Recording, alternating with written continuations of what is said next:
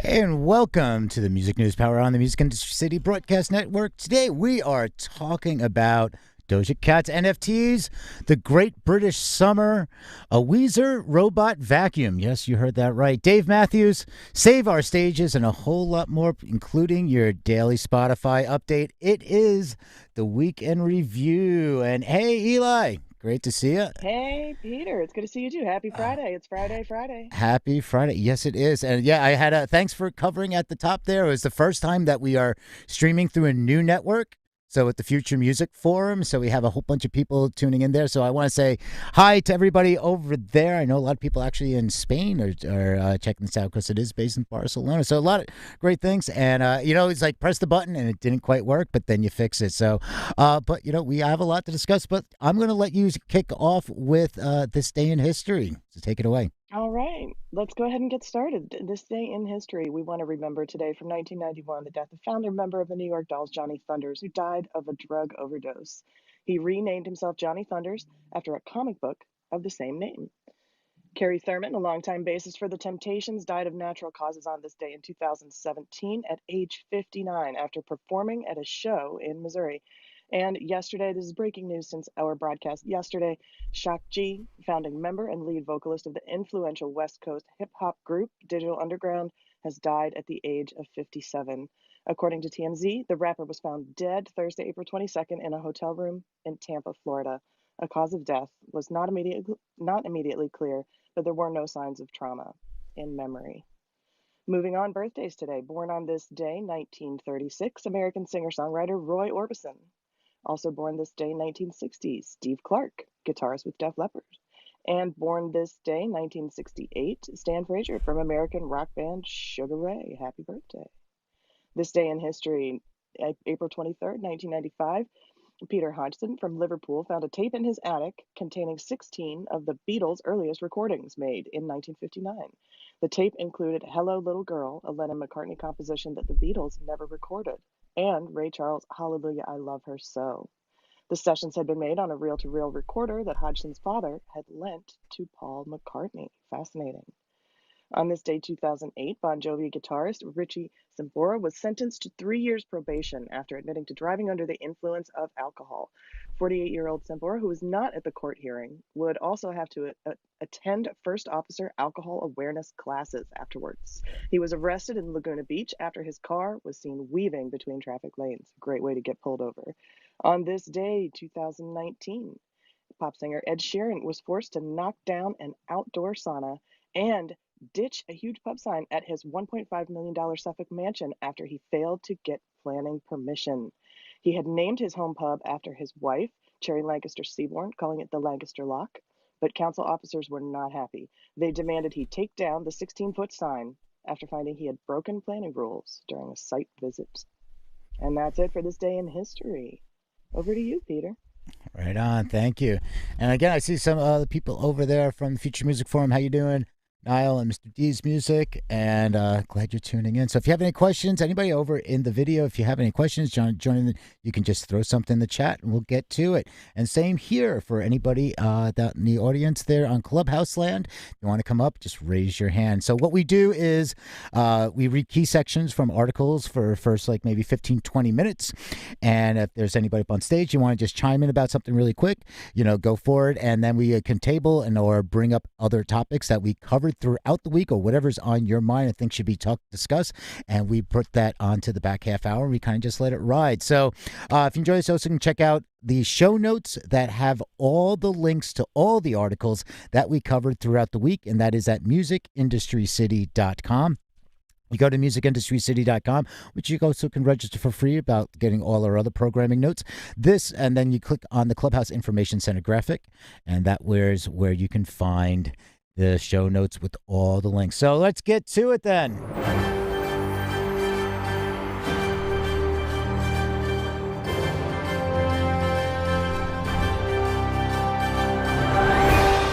All right, and this one comes from Billboard.com. Doja Cat launches her own NFT marketplace, preps debut collection. So there's another artist hopping on the NFT bandwagon. So the article starts off, the pop star's Juicy Drops Marketplace launches Friday in partnership with Intellectable Holdings. Doja Cat is taking on the red hot market for non fungible tokens with the launch of her own curated NFT marketplace, Juicy Drops, and the debut of her first NFT collection this Friday. Juicy Drops is a partnership with the Intellectable Holdings, a new NFT focused company founded by a 20-year music executive, Shannon Schlappy, who has worked at companies like Etix, Eventbrite, Doomtree Records. Juicy Drops aim to further gamify NFTs, which are digital collectibles bought and sold in the blockchain, as we are all learning and hearing more and more about this. All right, so to quote her, she says, I'm helping to launch my NFT company so that I can actually own and control my art. She continues, I want to be able to make all decisions related to my creative vision and help others to do the same. My ownership also allows me to direct how we can give back to causes that I truly believe in. The drop is today, April 23rd, with the collection of NFTs in collaboration with toy designer Boomtronic, inspired by her performance at last month's Grammy Awards, where she was nominated for 3 awards, including Best New Artist. The NFTs feature a spinning metallic Doja Cat graphic in a gilded frame, as well as imagery of her cat Ramus. All right, so that goes on a little bit more on, you can go into deeper into the article. One thing that I just, going along with the NFT bandwagon, this interested me, the quote that she says that I'm helping to launch my NFT company so that I can actually own and control my art. And to me, I were you able to control and own your art before NFTs existed? I mean, I think there's this misinformation of like the only way to say that you own your art now is through an NFT and can sell it that way. Does anybody have any, thoughts on, owning and, NFTs in that sense? Has anybody played around with them, bought, sold? Hey, if you can, I don't know if he's willing, but Doug, I would love to hear Doug's take because, my father's an internationally known artist, and a lot of people are hitting him up to do something with some of his art or whatever else. So, of course, it's now been put upon me to look into NFTs. But I know Doug's in that space. So if Doug's willing to come up, he's probably a great wealth of knowledge, as he normally never opens his mouth unless he's got good things or knows what he's saying. I sent him an Unlike me. invite. Doug, please join us if you're able. I'm in this space about as much as I want to be at the moment because my company is now providing certificates of authenticity for both physical artifacts and digital ones. So my understanding from the lawyer that was in the room that I was in sort of on a panel the other night, his explanation was if you're the artist and you've created a physical piece of art, you always own that art, even if, there's Doug, and I hope he'll back me on this, you always own that art. So if it's going to be used, obviously, other places eventually, you're always the owner of the art. But the NFT piece only comes into play when it is dropped as an NFT. And in that instance, you become a part of the future ownership. Doug, have I got that right? Yeah, essentially. Welcome, Doug. Good to see you. Yay! Happy Friday. Hey, hi guys. Thanks for having me. Sorry to call you out, Doug, but No, I always trust and respect your opinion, so I wanted your take. Yeah, we want the valuable information. I mean, so does everyone right now, and the honest answer is the valuable information is going back to what Chris was saying earlier. This is a deep, deep, deep well, and I've spent the last couple of months learning about it because I am now, working in the space, and bringing artists to this space and exploring opportunities for artists. And there are so many things at play right now that with something this complex and this new and ever developing, there is no easy one answer. There's no one size fits all response, and at the same time, for most artists at this point in time, there really isn't the pathway into NFTs isn't clearly defined. I think it suits a certain type of artist doing a certain type of thing. The bubble that we saw a couple months ago, that is still, I think it's partially deflated in the speculation side of it with platforms like Nifty Gateway, but there are this is so much wider than that, and there are so many questions about sustainability, about the environmental impact, which again, the truth of the matter exists somewhere between the black and the white, between the sort of polarizing articles that we've seen, the sensationalist headlines that NFTs are going to destroy the world. I think, unfortunately, the only way to sort of start understanding is reading, and then reading some more, and then reading some more, and then reading some more, because it is complex, and especially if you're like me, who's not an early adopter, typically it's a deep well.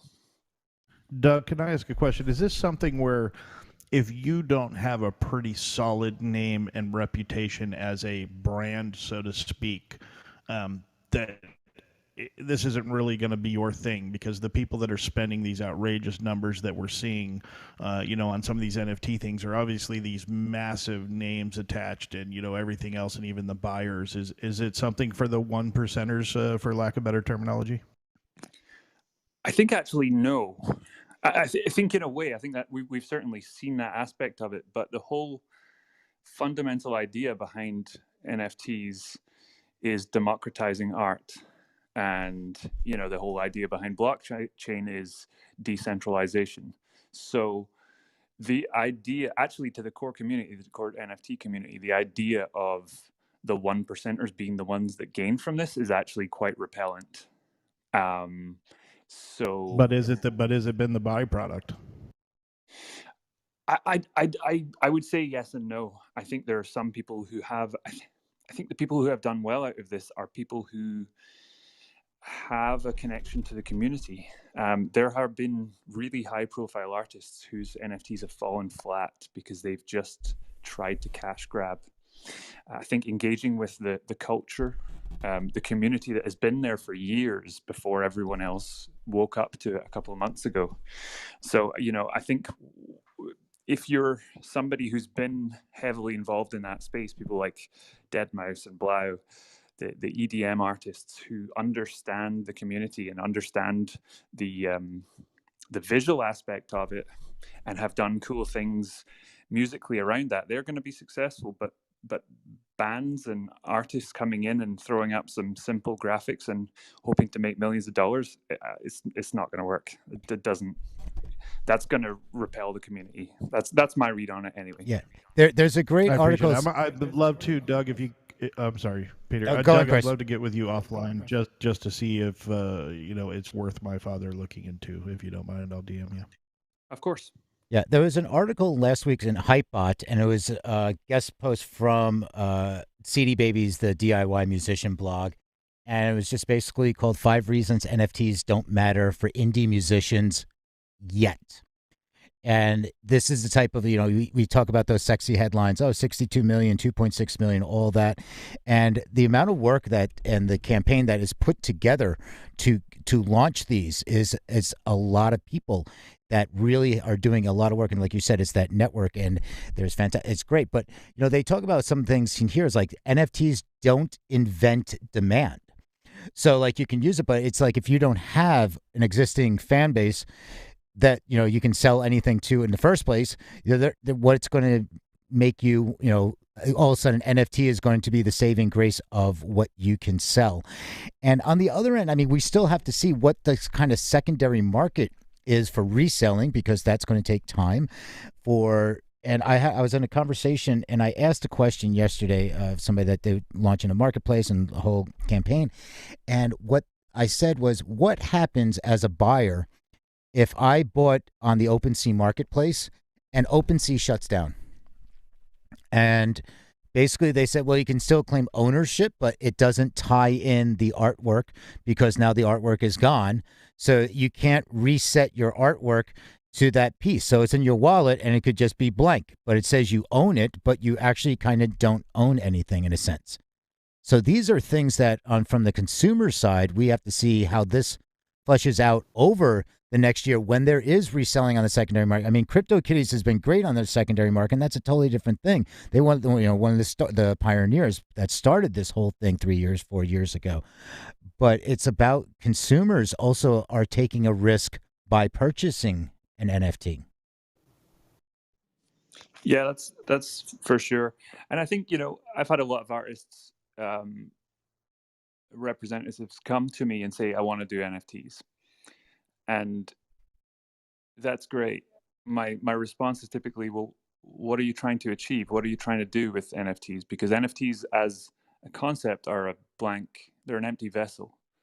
It's about what you're doing with them. If your idea is just to get some art out there and make some money, I don't think that's going to play for 99.9% of people. What are you trying to achieve? What are you trying to say? What are you trying to do? What are you supporting? What type of tangible benefit are you rolling in with it? What release are you supporting? It's a device, and I think it's exciting. I think it's really exciting. But the cash grab season's gone, in my opinion, and you need to make something so well said. with a goal in mind. It's a marketing tool if you use it well. It's a waste of time if you don't use it well. Is there a place? I think that's really well said, Doug. Sorry, Elliot. I just want to say, Doug, very well said. And I know we got to get on to more news, but is there a place for the NFT to be used by an artist to fund a project, a la Kickstarter? That's a whole Elliot. This goes back. We can. Let's put because I have a lot to say on that. When blockchain, there were companies that were doing this going back to 2015, and I have a lot to say about that. I know, so love to hear everybody else's thoughts. And Chris, thanks for shouting out Doug. And Doug, thank you so much for jumping on the stage. And please hang out. We just do want to get through a few other articles, and then we can get to that roundtable at the end there. And this one, we're going over to the UK, and this one is in The Guardian. Again, all the articles are in the show notes, musicindustrycity.com. Click on the Clubhouse Information Center graphic, and you can get access to the show notes. The title is COVID Cautious Festival Cancellations Dampen Great British Summer Hopes. Promoters cite financial risk of staging events that the government could shut down at short notice. It starts off, a trickle of festival cancellations is poised to, quote, become a flood, with more than 9 in 10 independent events privately indicating they may not go ahead, senior industry figures have said, after Boomtown Festival became the third in a week to cancel. Boomtown's announcement on Tuesday morning came days after the arts festival Shambhala and the indie rock festival Barn on the Farm announced last week that they would not go ahead. All three cited the financial risk of staging events that could be shut down at a moment's notice by a reimposition of COVID restrictions. So a statement from the Boomtown website, quote, sadly, COVID-specific cancellation insurance for events simply does not exist at this point in time. This means anyone putting on an event this year will be doing so without the safety net of insurance to cover them should COVID prevent them from going ahead in any capacity. So the article, goes on. It's like they're talking about they feel they're going to see a wave of cancellations. And Paul Reed, the chief executive of the Association of Independent Festivals, said a recent poll of his group's membership had found that 92.5% said they could not go ahead without some form of government-backed insurance or indemnity scheme. AIF represents about 80 festivals, comprising 40% of the UK's festival calendar. So it goes on to a lot more numbers, and they're asking, saying it's like we'd like to see, dozens of Conservative MPs also joined the call for a government-backed insurance scheme of £250 million to be set up to help organizers who are uncertain whether their live events will be able to go ahead later this year. So, we've been hearing a lot with UK talking about the fact that they've been really pushing for government insurance. Some people are for it, some are against. So I'm going to open this up. Ari down below did a great room with a bunch of insurance specialists and attorneys, including the animated Mr. Edelman with the ESA. That, I asked this exact question. I was texting Ari behind the scenes, and I said, okay, well, what if a municipality shuts it down? And there's, I'm also following the case closely that there's a lawsuit right now between Live Nation, I believe the Philadelphia Eagles, with an insurance company, and the argument is whether or not it was fiscal or physical damages. But they've never really covered this communicable thing because you can't really, it's a 3 to 5 day thing. People omit information, like they visited their friend on the way to the show, or they went to get a pack of cigarettes. They could have contracted it anywhere, really. But again, we live in that litigious society where anybody could sue anybody, right? That said, I think here you're never going to see, the government's never going to back this ever. Australia, I know, has several $1 million. I forget what the exact number is that they're trying to put together for it, because obviously there was a lot of flack when the Byron Bay Blues Fest got shut down basically just hours before. Everything was set up. Bands were already there. Gear was there. The infrastructure was in place, and they shut it down. So that was a huge loss to a lot of investors. But I don't think in the States anybody in their right mind would expect or think that our government is going to put a fund together big enough to cover any of these festivals. I mean, you got to look at the numbers attached to a Coachella or a what have you. No government entity is going to underwrite that by any sense of the imagination. And also, I heard recently that, I said, well, I just want to add one to that about Australia. I heard that they also just recently went back into a full lockdown. They're in a partial there, but like I said this in so many rooms, we can't hold Australia as a metric. It's in the middle of the fucking ocean. It's got less people than the state of California, and most of the cities are 3,000 miles apart, and they have national health care. So it is not a metric to follow by any sense of the imagination. Right on. Angela. I was just going to say, all I'm hearing, like I said before, the event that's taking place in Liverpool, that's the 5,000 maskless sort of test event that the government is getting behind as one of the official outdoor test events that they're going to use as sort of a basis for their decision making for whether or not they will be moving forward with considering something like this.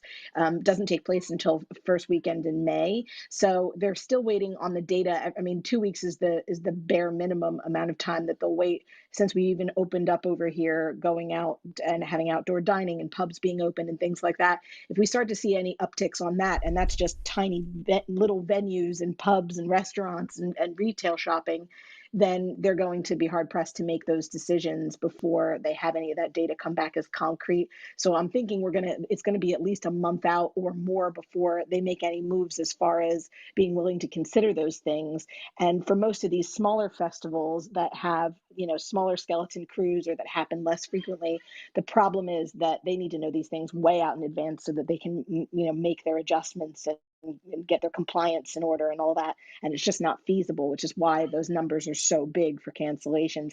But Reading and Leeds announced today the additional portion and finalized their lineup, and those festivals are 80,000 strong. So they're going ahead as far as everybody knows. So something's that, Chris probably knows way better about that, massive festivals than I do, but I know the smaller ones, they're still waiting on those data points to even consider anything like a government-backed program for insurance.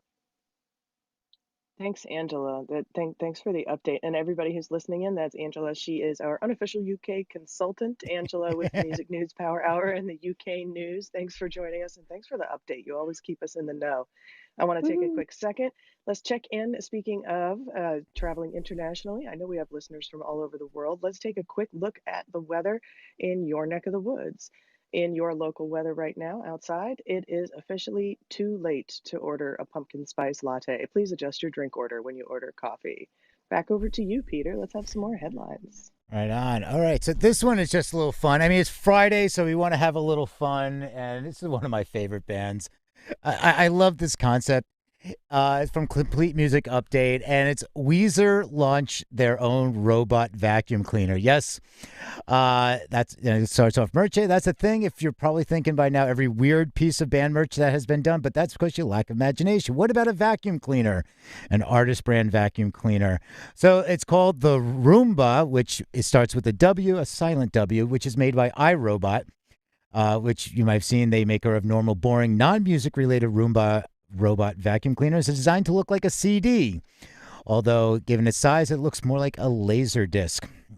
And if you don't know what a laser disc, ask somebody, your grandparents. And apparently, it dreamed up a way to promote the band's latest release, OK Human. The band announced in a tweet, "Are you longing for a new friend? Perhaps a robot one that cleans up after you. We got you covered. Introducing the Roomba. It's really, I love this concept. I just thought it was so much fun, and the picture of it's great. You actually cannot buy it. You can enter. They are 5 of them up for grabs as competition prizes. So I just really got a kick out of this. I thought it was a lot of fun that we could have. Weezer's always coming up with something interesting. So a little light fun on this day. But we're also going to kick back over to now. Speaking of live, the SBA, and this one's from Hypebot, and you also can probably find this in many different other articles, is the SBA to finally open the $16.3 billion Save Our Stages grant portal this Saturday. So the SBA portal opened 16 days ago to process $16.3 billion in desperately needed shuttered venue operating grants, the SVOG, which crashed before taking a single application and scheduled to reopen on Saturday. The SVOG grants are aimed at, quote, operators of live venues, live performing arts organizations, museums, and movie theaters, as well as live venue promoters, theatrical producers, and talent representatives to apply for grants after being shut down a year ago for COVID-19. So there is sparked some outrage over a Saturday launch. While the SBA was likely trying to get the portal reopened as soon as possible, many potential applicants expressed outrage over the weekend launch. Many pointed out that the insensitivity of opening the portal on a weekend when open venues need to focus on running their struggling business and closed ones would have to make employees work on the weekend. Others were upset that the SBA, which promised to finally provide, quote, updated documents and guidance on Friday, had given them so little time to react to any changes. So there's a couple embeds of some tweets there. Somebody is saying this is on another level insanity, having this open on a Saturday. We were one of the hardest hit sectors. Now we are being dragged through the next level of hell just to survive. I'm guessing this is not what you intended. She was tagging a couple of our senators. So anybody have an experience with the last time that it was trying to open up, and anybody have some updates of what they're hearing about these information documents and guidance that they were supposed to be handing out sometime today?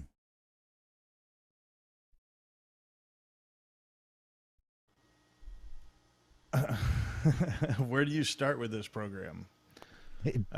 Bureaucracy. Work that they need to do, and the accountants not being available, not getting advance notice when it was reopening.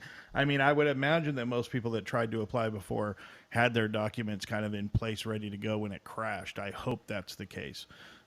I do agree that not getting forewarning of saying, okay, it's going to open on the Monday or whatever, and giving everybody a week to get, whatever in order.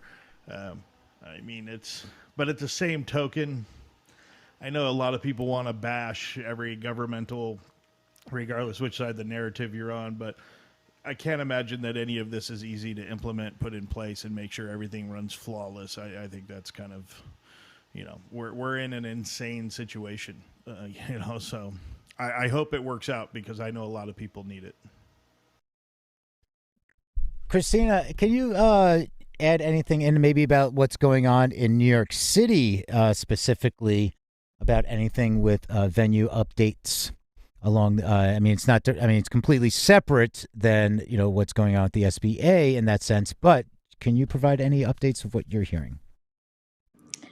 Hey, Peter. I actually haven't heard much about that. I did kind of want to add from what you guys were talking about earlier about how the UK and insurance and festivals and events being canceled last minute by government entities, and because that's more in line of what I work on. And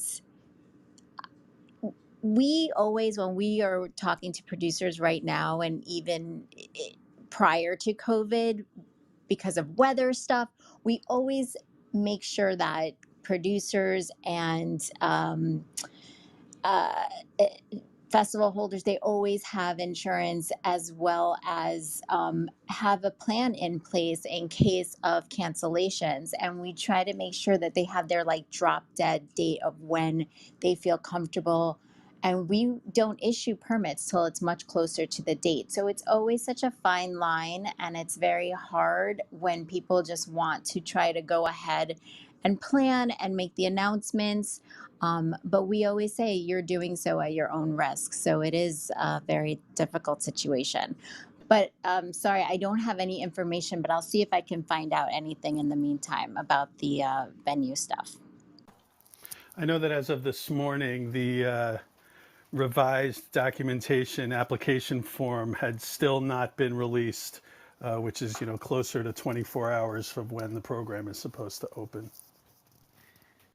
Just a little anecdotally here. My father runs a Broadway League theater, and my lyricist partner is the grant writer for that theater.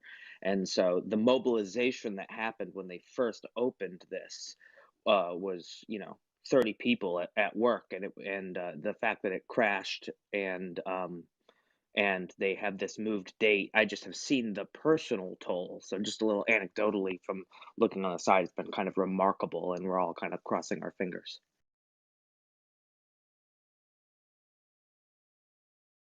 I'm just going to echo what Chris said before he had to dip, and I really hope this works out because there are so many people who need this right now. Right on. Exactly. Yeah, we can bring back some more. We just have a few more things, and we're just going into our daily Spotify update. Big green dot, it hits the spot. We're going into the Spotify spot for our daily Spotify update. But before we do, I want to quickly take a moment and reset the room. Thanks so much for listening. We have listeners tuning in on Clubhouse for iOS and across so many streaming platforms and from around the world. Thanks for joining us today. This is the Music News Power Hour. We take 60 minutes to scour the World Wide Web for articles that we think are interesting concerning the music business industry. We bring them to the table here and read those headlines out during the first half of the show. And as we finish up our last couple of headlines here, we're going to be soon opening up our roundtable discussion. If there's anything that you'd like to add to the discussion and you're in the Clubhouse for iOS room, go ahead and raise your hand. Hands up in this room means something completely different than it does in the club. So go ahead and put your hands up in the Clubhouse room. We'd love to bring you to the stage so that you can join in the conversation. Peter, over to you. Let's go ahead and get our daily Spotify. Right on. I actually have 2 doses of Spotify, so it's just kind of like a vaccine. And they'll be really quick. This one is from MacRumors.com, and this Spotify calls Apple's App Store restriction an abusive power grab. The article starts, at an App Store antitrust hearing that took place, Spotify and Match Group, the company behind Tinder, accused Apple of abusing its App Store powers to disadvantage rival services, and reports this in Bloomberg. Spotify Chief Legal Officer Horacio Gutierrez said that Apple's rules are, quote, nothing more than an abusive power grab. Spotify has an ongoing feud with Apple since the debut of Apple Music. Apple Music is priced at $9.99, a price point that Spotify is unable to match due to the 30% cut that Apple takes, as it does not have enough margin for Spotify to make money. Spotify has complained that it has no choice but to charge more on iOS devices and no alternative, as Apple does not allow it to offer alternative sign-up or payment options in its app. Match, meanwhile, complained that it had wanted to add ID verification rules to boost the app's safety in Taiwan, but Apple would not allow it to do so. Match contacted an Apple executive who allegedly told the company that it should be glad Apple was not taking all of its revenue. Quote, you owe us every dime you've made, the Apple executive reportedly said. So the antitrust applied examining competition in app stores. Hearing is examining app stores and mobile competition and is focused on Apple and Google. And Apple Chief Compliance Officer Kyle Andier was in attendance to defend Apple. He stuck to Apple's standard talking points on how the App Store revolutionized software distribution and made it easier for developers to reach new users. Andier said that Apple's strict App Store rules are designed to meet privacy, safety, and performance standards.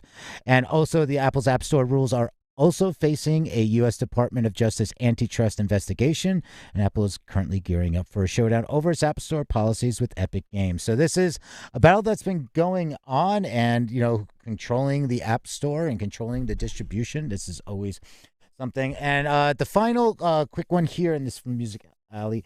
It's Spotify will offer carbon offsetting for audio advertising. And why it's really quick, and I just have something I wanted to chime in on this one.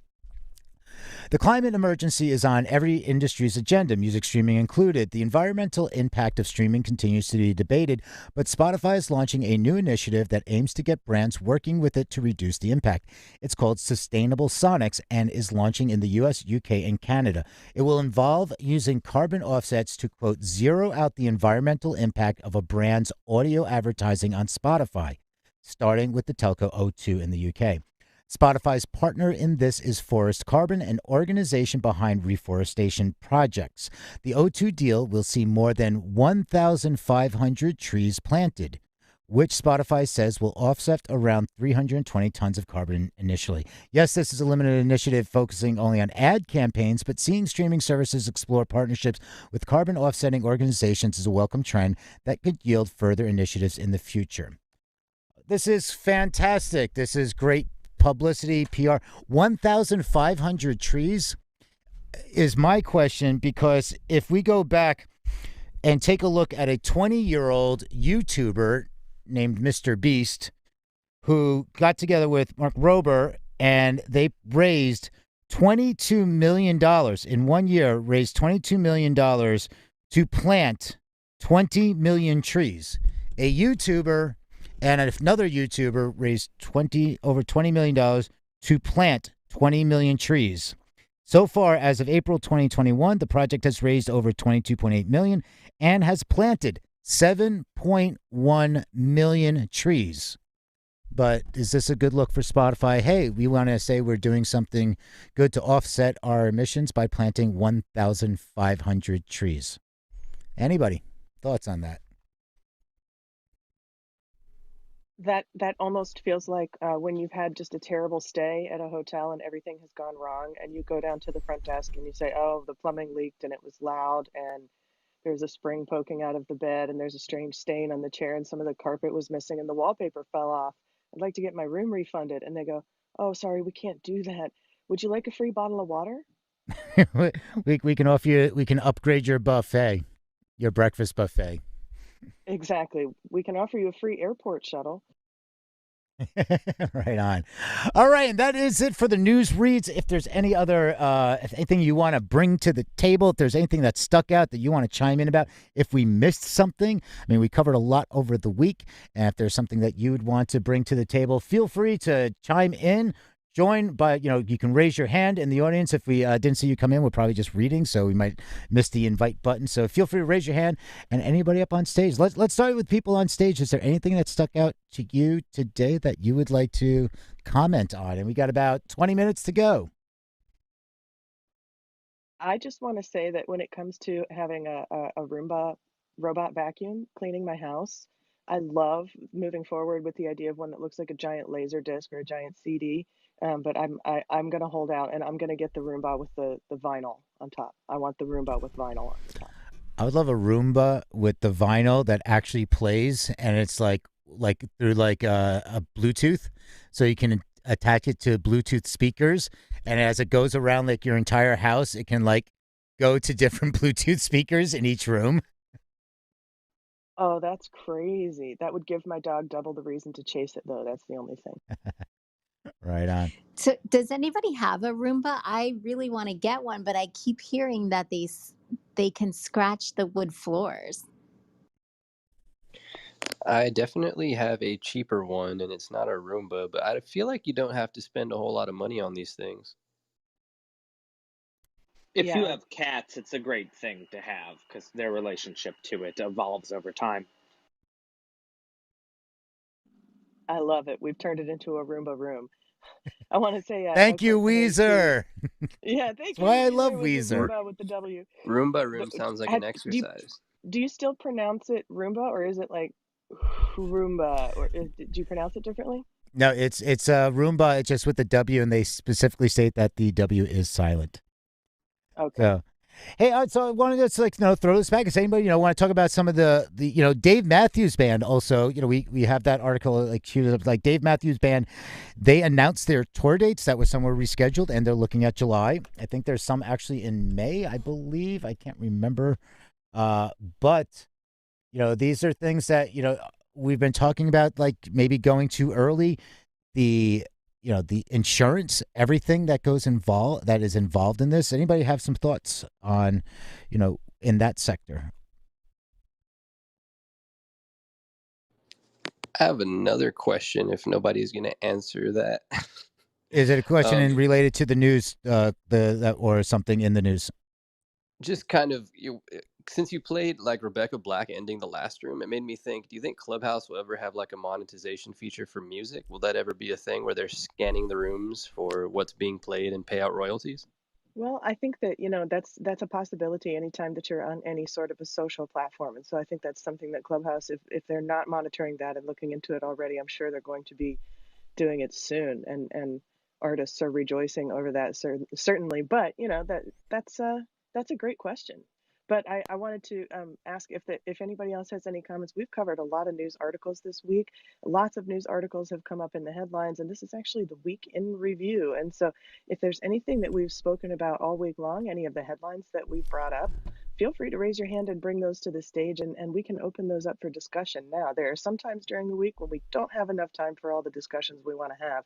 So now we open up our Friday room for the week in review for all of our headline articles throughout the week. If there are any comments or if there's any news that we've forgotten to cover, please do feel free to raise your hand or open your mic and let us know a headline that we need to make sure we cover.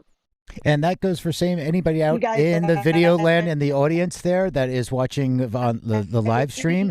And then if you're watching the live stream, then you can also add a comment, questions in the chat. So feel free to join in the conversation as well for that. So I see a few people. So I'm giving a big wave out there. How you doing? Great to see you. Happy Friday. There's Eli with the wave. So yeah, I'm going to go through some of the quickly just some of the articles that we covered is like, we talked about, of course, there's always the NFTs. We always have our Spotify updates, and we talk about, things like, Firefest, that was coming back in play where the people were, after the lawsuit, they're getting paid out $7,200. Clubhouse again closing for undisclosed $4 billion valuation. South by Southwest sold its stake to Rolling Stone and Billboard publisher. These are all different things that you see as you're talking about. One of my favorites was Maria Schneider says she can't meet YouTube's demands in content ID access case without access to content ID. So they're saying you need to show us these, YouTube saying you need to show us where it is infringed upon. And she's like, you're not letting me see it. EDC has been Las Vegas postponed to October.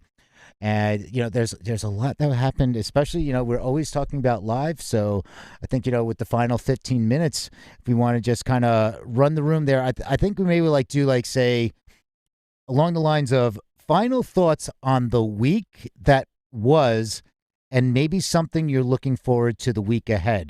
What do you think about that, Eli?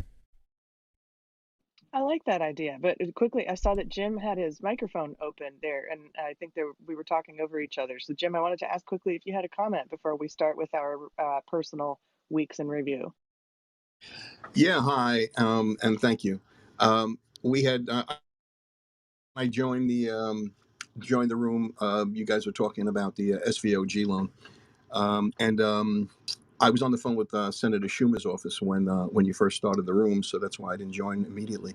And we were talking about my situation and the situation with festivals, and that a lot of them are punting to 2022. You have to spend the money for events in 2021, which really will devastate probably the majority of the festivals that are happening. Most of them are punting to 2022.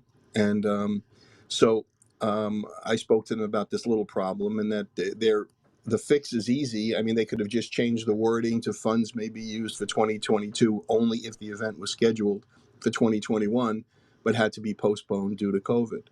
I thought that was a pretty easy fix, and it could apply just to festivals, and that venues, regular concert venues, clubs, they don't have that problem that we have, moving the whole our whole game to another year.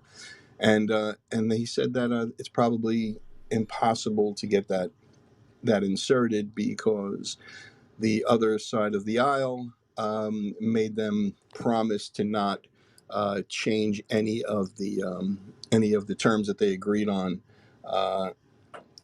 Otherwise, they wouldn't sign it. So he said that there's a possibility that when they run out of money, and they probably will, that they may be able to add some additional monies and create something else that would help the situation. But for the meantime, all of us festivals that are punting to 2022, we can't send out deposits for these bands. We can't send out deposits for tenting or artists or anything else. Right. So that's all I had to say. Thank you. Thank you I for think that. that's really that's valuable content. That's a valuable perspective to contribute. So thanks for sharing that with us. And I think that, it's definitely worth pointing out that when we look at the live sector, we have venues and we have festivals, and each venues and festivals will face their own laundry list of problems as they try to reopen and return to COVID. They will each face their own terrible to-do list of compliances that they have to fix and come up to, and they're each going to face all sorts of new challenges in trying to make sure that the event still plays, and that's unique between a venue and a festival. Those challenges are going to be unique for sure. So I've thanks. definitely noticed that the venues that tend to serve food obviously are having a much, I'm not going to say it's easier, but they have a better chance of staying open. And the venues that are just venues are struggling a lot more. Well, that's true, Joe. And just, depending on where you're located, certain places like in New York City, you cannot go inside and simply have a drink at an establishment. So if there's a show happening, you must eat. You must have food on the table. You can't just have a cocktail. So I think you're absolutely right in that respect. And certainly in some places, that's mandated that you must eat and drink at the venue while the show is happening. Christina, can I throw over to you a quick question? Sure. Since we're talking about New York City again, I'll and it's try. like, I'll try exactly. to answer. Yeah, I know you're not like you're not all things New York City and everything, but I you might hear more. Like I remember there was restrictions that went into play about musicians, and this actually isn't just New York City. I think this was New York State, I guess. So this opens up to a few others. Is that musicians could perform at a venue, but they weren't allowed to sell tickets. And at a restaurant, it was like when restaurants like, oh, you could have the artist perform, but you couldn't sell tickets to the restaurant to say promote it was a show, and therefore it's like how the artist gets paid. Now things that the venues are opening up so you can sell tickets, but is that something is still in play like for the restaurants, or has that been lifted? I don't know if that was I imagine it had to have been lifted. It was part of the one of the executive orders that the governor put out. So I don't know if the restaurants have to still abide by that versus a venue. So there's so many different things, and I know for us, because of the program that I'm working on, Open Culture, it's we still have our restrictions in place. The only thing that was changed recently was the capacity. And it's every day it's something different, because I'm having people who want to do these performances, but there's an executive order in place where you can't have a sound permit outside, and you can't have a stage at the same time. So if you have the sound permit, you can't have a stage. If you have a stage, you can't have a sound permit. So this has been the biggest hurdle for us, and we're hoping that at some point that restriction will be lifted. So there are all these random restrictions, and you're right. I know that was in place, but I have no idea if he lifted that or not. I didn't really answer your question. No, but no, you just what you laid out was like, can you say that you can have a permit for outdoor, but you can't have? Yeah, say that all over again for the people. Yeah, so people in the way back in the cheap seats. So there's the program that we're doing is Open Culture, and that is so that venues and cultural institutions we can permit the outside. Like there's certain locations where you can put on some sort of show, whether it's theater, dance, musician, singing, whatever it is. But the issue is you cannot have a sound permit if you're going to have a stage. So we're letting people know either you're going to do something acoustically, or you're going to you can put down a floor, but it cannot be raised.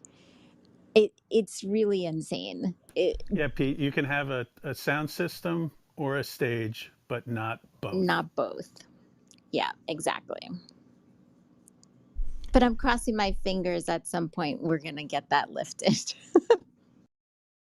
Yeah, and I fear there might be some of these executive orders that don't get removed that fall through the cracks. I mean, we always hear about places that have the most ridiculous laws, like somewhere in South Dakota, when you get to a certain point in the road, you have to get out and shine a flashlight out of your car and shine a flashlight and then get back in your car and then honk 3 times, like some ridiculous laws. And Right. like hearing that when you're describing that, I'm like, this just sounds absurd.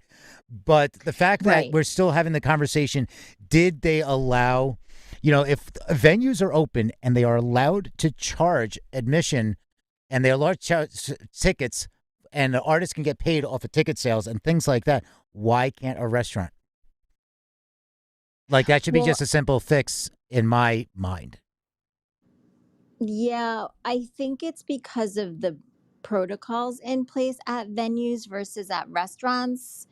Um, Capacity will probably play the space wise, right? So if you're at a restaurants in New York City tend to be on the smaller side. So where are you going to put artists and make sure they're not on top of the diners? Whereas at a venue, generally speaking, the venues are a little bit more spaced out. Right That's on. just All my Isn't right, no, I there? appreciate it. Yeah. Yeah, when that rule Sorry, was I've it. just got a question for Christina.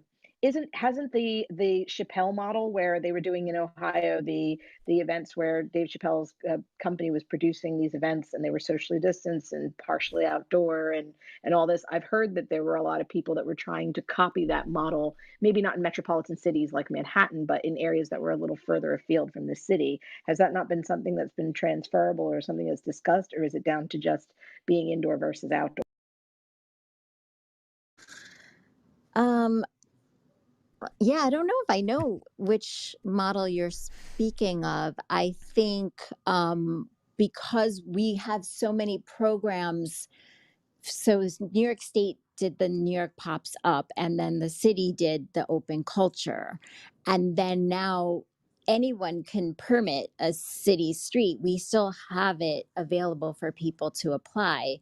So, and permit, you don't even need a permit for a privatized outdoor space. So, things are just moving along here, and it depends on if people find the loopholes and figure out how you can do something. But I feel like I've spoken to some producers that are more leaning towards trying to do things that are outdoors, especially because the weather is nice. Plus we have our parks, and that's a whole different system in terms of permitting.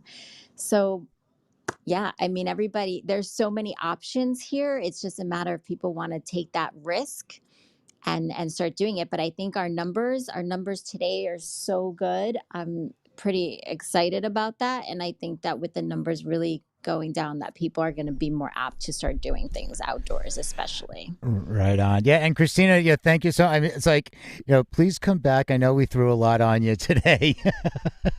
It's Yes, like, we threw a lot at you. Thank you so much for contributing. Thanks so much for sharing with us today, Christina. I'm sorry we put you in the hot seat. No, it's okay. It's been a very busy week because we are going back to the office the week after next. And we are also, you know, we are getting a lot of events. And hopefully soon I'll be able to start giving announcements and things like that. Yay. Oh right my gosh, on. that makes me so excited. I love events. I love live events so much. And I'm so excited to see New York come back to life and have some life breathed back into the event spaces in New York. And I know Chris mentioned earlier in another room, Chris was discussing how some small venues may close, but they may close with that particular venue owner and they may reopen again with a new owner. And so we may see a real renaissance. And that's what I'm hoping for in New York City right now with the return to offices and events and event spaces. I'm really hopeful.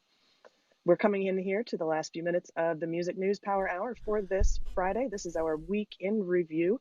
Music News Power Hour, we try to hold it to just an hour so that you can get back to your day. We look at it as your daily noon news broadcast of all the headlines that you actually want to hear about and discuss.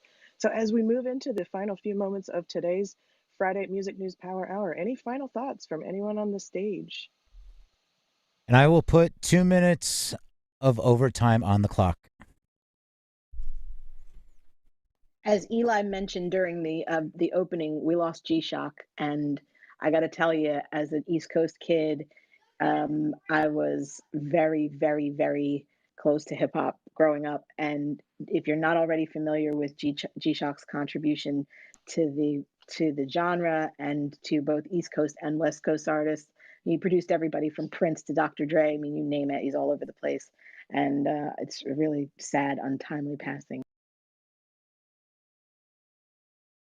It really was, and thanks for bringing that back up, Angela. I was on a call when the news came in yesterday, and one of the folks on the call said, "You know what? Let's just take a moment and play a couple of his hits right now on this call. Everybody, let's just listen for a minute. This Well, is just such sad news." and I just saw Tom Silverman made a post representing Tommy Boy, which Digital Underground was on and everything. He goes, Shock G was the greatest genius I have had the pleasure of working with. His unbridled creativity knew no bounds. The vision, the music, the lyrics, the art.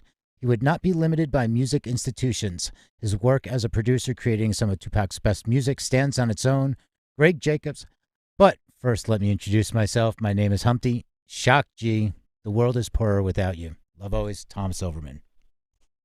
Oh my God, did I say G-Shock? This is me watch shopping for my husband. My apologies, Shock G. Shock G, did I copy you and do it too, just out of habit? I hope not. I seriously, I've been shopping for a watch for my husband all and day, and I'm like, I just want to quickly apologize to the room. My energy is a little low today. I got my second shot and I'm dragging tail. So I have a little bit of brain fog and my energy's not so hot. Thanks for bearing with me today. And any slip of the tongue, I'm just going to blame on that. Sorry. Same. I mean, if there wasn't like, a sport equipment called G-Shock or something like that, we would we're letting it slide. Right. You get your mulligan. Trust me, I said, I think I called what's Bad Baby? Is it Bad Bobby? Bad Baby? I know I've switched that up. So, final thoughts. My question, I don't want to turn it morbid, and I love the optimism, but in terms of this being a renaissance, are we still, should we be happy even if corporations are buying it all out? Like if another person who already owns everything is buying up the little owners, big shark eats the little fish, is that still something to be happy about just because we have entertainment?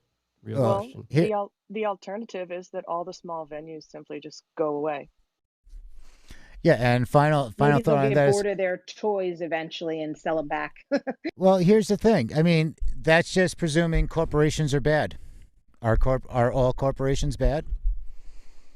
Okay. Do they serve a purpose? So, it's people like to complain about consolidation, mergers, acquisitions, but then they talk about corporations, and then they say things. And I'm going to not go on a soapbox tirade here on a Friday with 1 minute left. But you look at all these independent publishers and what the independent community has done over the past, few years. And you look at like Downtown Music Publishing, true independent Downtown Music Publishing Group, acquiring distribution companies, acquiring other companies, and now it's become a massive company. It's Downtown Music Publishing Group. It's no longer this independent. Well, yeah, it's independent, but now that can fall in line with a corporation in a sense. So that's a really good point. It's a really good point. So that's how I like to look at it. I think if those little venues are given autonomy to operate the way they had been and will be, that the influx of money can really save them and be a good thing in this particular situation if they're given the autonomy to do what they do and know what to do. I absolutely agree, Elliot, and I want to say too that even as the current small venues that we are accustomed to and love now are perhaps purchased by new owners, and we may see some growing pains and changes, Joe Cat, I really do still stand by my statement that I feel like it is a renaissance, because let's be real, if the independent venues that we love right now are in fact purchased by corporations, then folks just like you and me and others maybe listening right now are going to be inspired to open their own independent venues. And that's how new independent venues come popping up. That's how all independent venues started. They started by trying to be in opposition to the machine. So let's just say for a moment that we get morbid and the machine purchases up all of the small venues, and and let's say that's a bad thing. I do have faith that we're going to see some new entrepreneurs coming along and opening new independent venues. I do have faith. Maybe I'm too positive of a person, but anyway, No, I want to take this time and go yeah. ahead and I we're just going had to to go play ahead and devil's advocate. I was just curious your opinions. yeah, I understand. I'm going to take this time and go ahead, though, and wrap up the Music Industry City Music News Power Hour. Thank you so much for joining us. You can find links to all the articles that we covered today by visiting musicindustrycity.com and looking at our show notes, where we have all of the articles. You can read more in depth there. Make sure you join us Monday through Friday, every weekday from 12 to 1 Eastern, right here in the Music News Power Hour room on Clubhouse for iOS and streaming on multiple platforms. Every Friday, we do our week in review. So thank you so much to everybody who participated in our discussion today and who helped us kind of recap all of our awesome articles that we had this week. Peter, I want to throw it back over to you because Right. it is Friday. It's a freaking Friday. weekend. Take us Yeah. out. Yeah. All right. Thank you so much, Eli. Thank you for, co-hosting and, keeping this rolling along. And I also want to shout out to everybody over in the Future Music Forum there that were tuning in today. I see you. So we just give you a wave. And I know this is something new that we're doing, and hopefully we're going to be doing more of this. And I see already there's a few people in there like, yep, the hand claps. So thank you. And of course, if you want to jump in the conversation, we do this every Monday through Friday from 12 p.m. to 1 p.m., and that's in the Eastern time zone. And you can also find out more at musicindustrycity.com. You can register there for free because we're on different platforms. We don't just do Clubhouse. We are doing live streaming talks. We do VR talks. We do a lot of different things. We have networking in the metaverse, so you can hang out and chat with other people as an avatar and have some fun. And we do a lot of crazy things. And we're also doing something with the New York City Mayor's Office of Media and Entertainment, and that's going to be on May 11th. And that is an intersection of AR and VR and music. And we're going to have some great guests, some DJs, some world builders. We're going to have Young Guru, who is Jay-Z's engineer, if any of you know, and he's been doing a lot in VR. So that's going to be a fantastic. It's free, but you have to go to New York City Music Month. You can find out more information at Music Industry City, but it's called the New York Music Month, and you can check it out. Then you can register there, and they have a lot of great programs. So we're going to be doing a lot more with them, and I think that's going to be it for today. And thank you, everyone, again so much. Give yourself a round of applause. Thanks, everybody, for tuning in and joining us, and we will have a great weekend, and we will see you Monday. And we're out. Follow the club. Thanks. All right. Cheerio. Thanks, friends. Good to see you, everybody. I hope you have a great weekend. Thank you, Peter. Thank you. Say hi to Joe in the audience. Yeah, and anytime somebody, we didn't invite you up, always raise your hand. So you're free to come up. And sometimes we just miss seeing you.